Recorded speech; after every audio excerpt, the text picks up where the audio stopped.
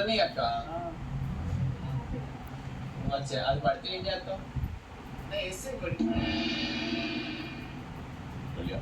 Big boss ఈ పోటీలో తెచ్చింది టవర్ పరంగా చూసుకుంటే ఇద్దరు ఈక్వల్గా ఉన్నాయి.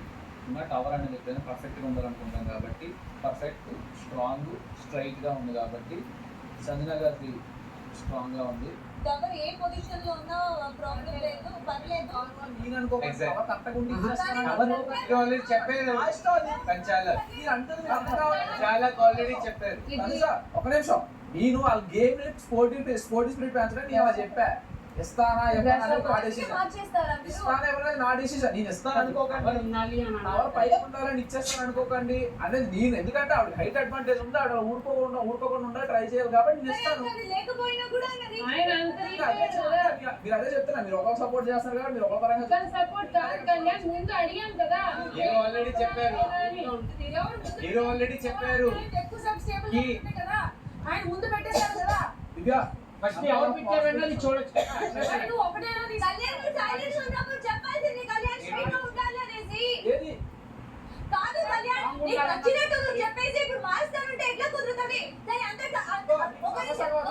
చెప్పు అర్థం లేదు, నువ్వు చెప్పిన మాట మీద స్టార్ట్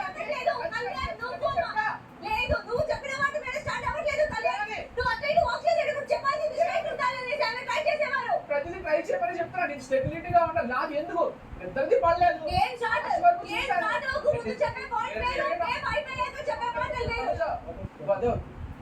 ఇలా పోర్ట్రేట్ నేను పోర్ట్రేట్ చేయట్లేదు కళ్యాణ్, నేను పోర్ట్రేట్ చేయట్లేదు.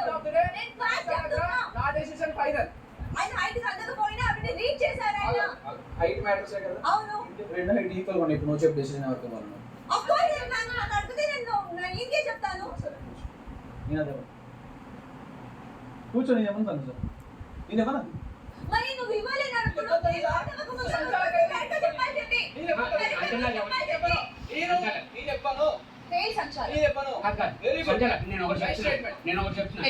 సిక్స్త్ బాక్స్ ఎవరు ఫస్ట్ పెట్టారో ఆల్కోవాలి. స్ట్రైట్ లేదు, క్రాస్ ఉంది, బెండ్ అయిపోతుంది అని అంటే ఎట్లా? అన్న ఒక నిమిషం, తెలుసు ఇంతకు మించి నీవి ఎవరు ఇంపార్టెంట్ అంట అక్కడ పెట్టిన మనిషి లేదు.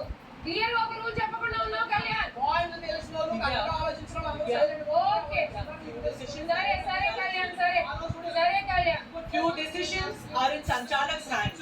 ఓకే కళ్యాణ్. కాల్పించి